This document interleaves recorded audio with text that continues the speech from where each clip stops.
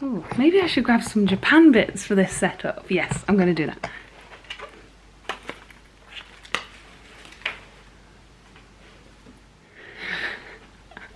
Hi guys, welcome to aclaireytale and welcome to the first video in this new Japan planning series, or Japlanning if you like your word puns like I do. I thought I'd do about 3 or 4 videos talking about planning and different aspects of our trip, and thought it might help anyone out there that might be looking to go to Japan, or just if you're curious really.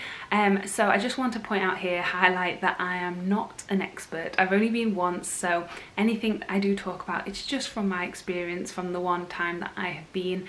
We all have different preferences and different likes, dislikes, so this is just what we did and from our experience. So I hope you enjoy this video. I know planning for a trip like this is so overwhelming, so I am going to talk about how we planned, what we did before we went, how to get an itinerary together, all that sort of stuff. So that video will be next week. Sorry, I'm just leaving you on a cliffhanger there.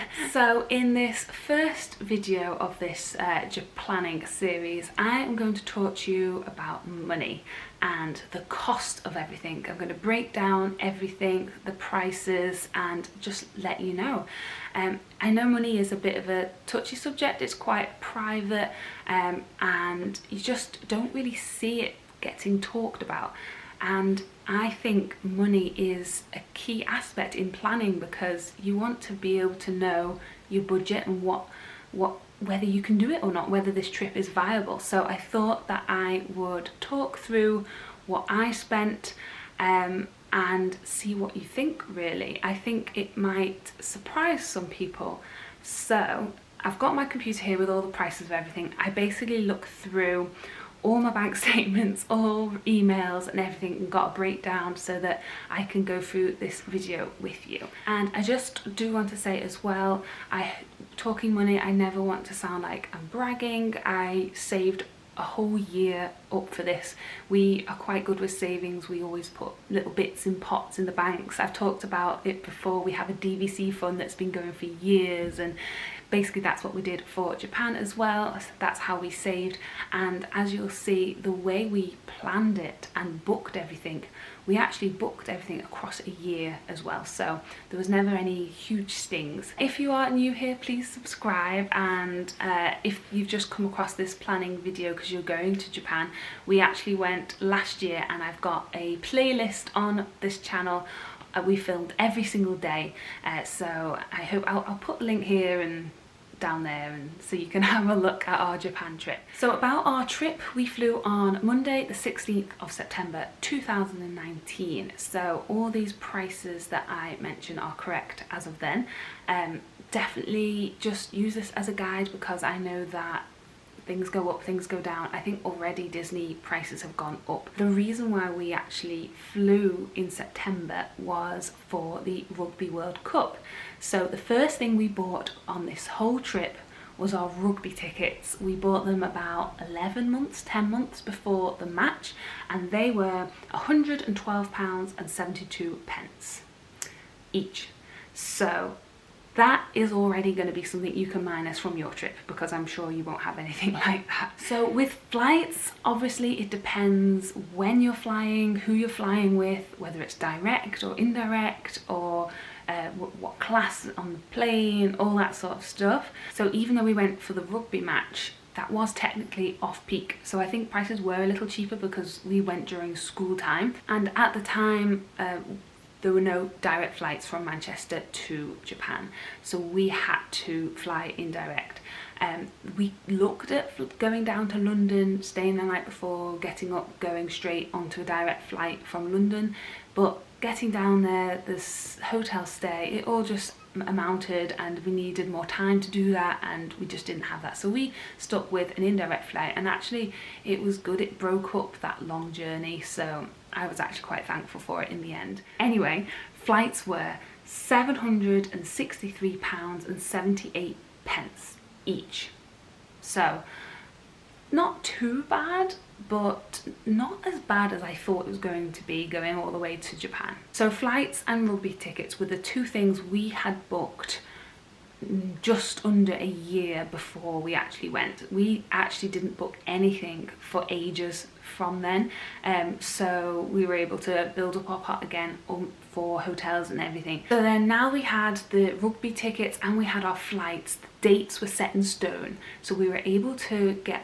a sort of sketchy itinerary, and I'll go into that in a lot more depth in this next video next week, so look out for that. So after we had done all that research and the itinerary, that several months later, we then booked our hotel rooms.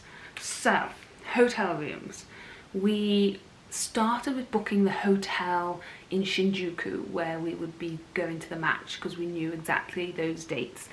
So we booked 3 nights at Citadines Shinjuku Central, and we got that hotel for £442 and 72 pence for the 2 of us. We knew that the later part of our trip we would be spending 5 nights at Disney, so we booked our 5 nights at Hilton Tokyo Bay. We got such a good deal at Hilton Tokyo Bay. At the time, the standard room was only a little bit cheaper than a king size ocean view, so we just went for that one instead, and then we added breakfast too. I think it amounted to £6 each per person each morning to have breakfast, and we just thought there's nowhere cheaper that we would get that, and at least it's all on site and it can set us up for our day in Disney. So we included breakfast as well.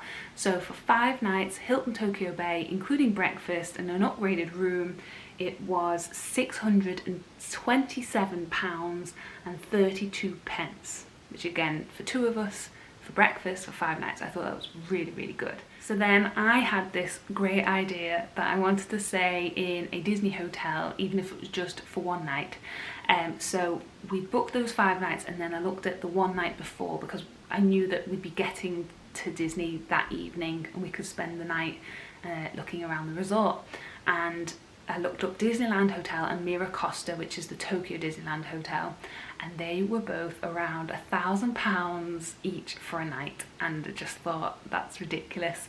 So I went for a cheaper Disney hotel, which was Disney Celebration Hotel, and I didn't do the research, I didn't know where it was, but I just thought, oh great, it'll be Disney and the pictures look great, and we get the extra bonuses of early extra magic hours, all that sort of stuff.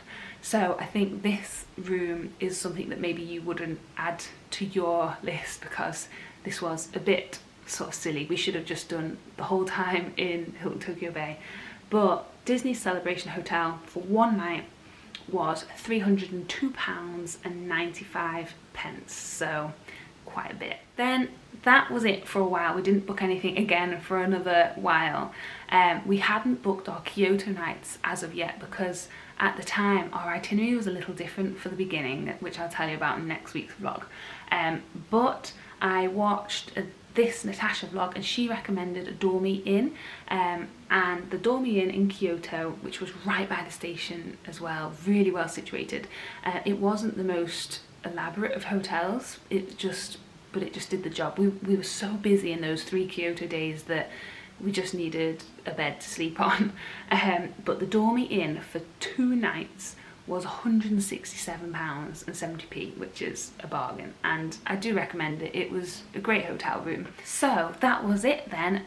All the hotels were booked, the flights were booked, we had a solid itinerary. The next thing it was about a month before we flew out, there were just a few more little bits that we wanted to buy in preparation for this trip. So 1 month before we left, we paid for our JR pass. Now the JR pass is the Japan Rail Pass. It is a service that Japan offers to internationals. The Japan Rail Pass is basically like a rail card. It's a prepaid rail card that you show, and you're able to go onto all JR lines. And there's a lot of JR lines. We used it a lot. I was highly recommended this from this Natasha. She has a vlog, and I'll link it below, where she showed the price of the rail pass and the price of her train journeys, and she sort of said that if you go to Kyoto and back, it's worth it alone. So we knew we were doing that anyway. So we used it for the airport train to Tokyo, we used it for the bullet train to Kyoto and back, we used it to Mount Fuji, 3/4 of the way to Mount Fuji, we used it in Tokyo itself. There's a few JR lines in the metro itself, and then we used it to get all the way to the coast to Disney. So 1 week the JR pass cost us £224 each. There are some lines that didn't use this pass, obviously, in which we bought a Suica card using our spending money. I think that was about 5,000 yen, but that was just a deposit and you get that back anyway. But that's something for a different video. It's pretty much, the Suica was pretty much like an Oyster card, so that's the best way to describe that. So the next thing we paid for was the internet. We were umming and ahhing about Wi-Fi because I knew I wasn't going to be posting and doing things while I was there, but actually we used it a lot for maps, getting around, looking up things, translation, all that sort of things. It actually was really good, and it was only £58.04 for as many devices as we needed. So for the two of us it was that much. We bought that off Tokyo Cheapo Wi-Fi and we did it for the whole duration, and it was so easy. You just put in your dates that you're going to pick it up and drop it off again at the airport, and yeah, like I said, it was just really easy, and I'm glad I did it because it helped us out with pickles sometimes of where to go, and we walked a lot of places, so it was handy knowing we knew we were going in the right direction. So that was everything that we paid for before we left, everything we booked, other than the spending money. That was the only thing left that we needed to sort out, and obviously spending money is always a bit difficult because you never know exactly how much you're going to spend each day, and these days there are cards that work when you're abroad easily and all that sort of stuff, but I have had instances where credit cards haven't worked, and sometimes you're stung with fees on exchange rates, business exchange rates, all that sort of stuff. So I just feel a bit better having the cash. So we exchanged £850 each for spends for 2 weeks. This money would include food while there, shopping, train tickets, tickets into the shrines, souvenirs, and it also included our Disney 4-day pass. So the Disney 4-day pass was 22,400 yen. So what I did was I grouped the yen into 3 piles. I had the 22,400 yen for Disney tickets, then I worked out £50 a day for food, and then our final pile, which was for spends, was 16,000, and that's only about £121. So we didn't have a lot of spends, but I did overestimate our food every day, because there's no way we spent £50 for food every day. Food out there is so cheap, but I just wanted to make sure that we had it covered. I did have my credit card set up just in case, because you just never know, because the way we saw it as well was our last 5 days were going to be in Disney, and I know that I feel safe using my card there if we run out of money towards the end of the trip for souvenirs and things like that.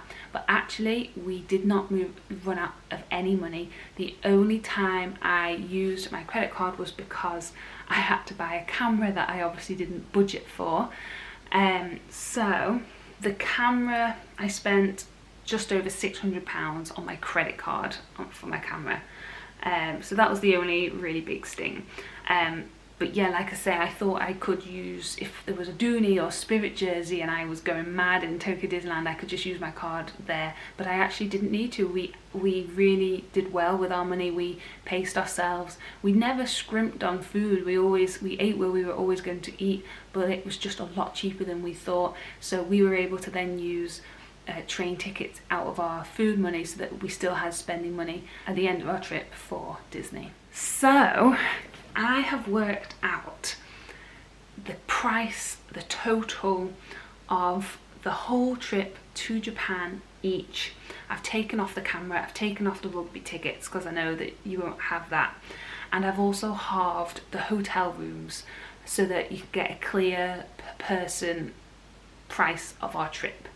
So Flight £763.78, JR pass £224, half the Wi-Fi £29.02, yen spending money £850, Disney hotel each £151.48, which is a sort of extra that you probably wouldn't have in yours. A Shinjuku hotel each was £221.36.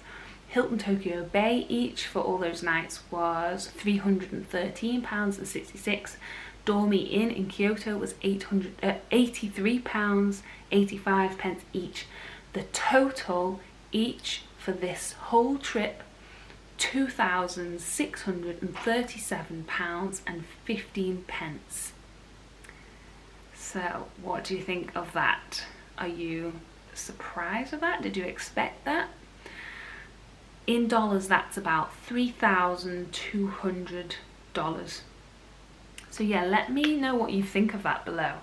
I know of people that spend more than that to go to Orlando, and I think people think that going to Japan is going to cost an arm and a leg, but I think that might be surprising to some, to show that maybe it's not as expensive as you think. Maybe this trip is more doable than you believe. With us as well, saving for the year but spending gradually throughout the year really helped.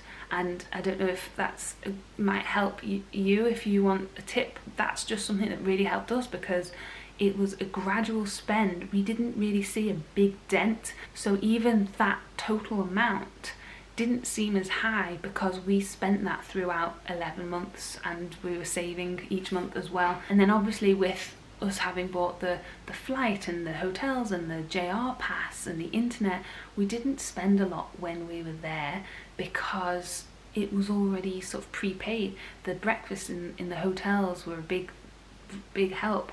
Because we'd pre-done that, our yen stretched a lot further than it probably would have done. We probably would have had to use our credit cards. So yeah, there's definitely ways around things. I'm glad we spent more in pounds before we went than spending our yen when we were out there. So thank you so much for watching this video. I really hope it's helped with your planning and hope that it's made people see that it is doable. If you do have any questions, please put them below. I'd love to answer them. Please like and subscribe and all that lovely stuff you always do. I really appreciate all the love that you've sent me over these Japan vlogs. You've just been so kind, and I have loved showing you every second of our trip. So thank you so much for watching. Like this video if you did, subscribe if you haven't already, and I'll see you next time. Bye! Making memories, making memories. Taking pictures is making memories.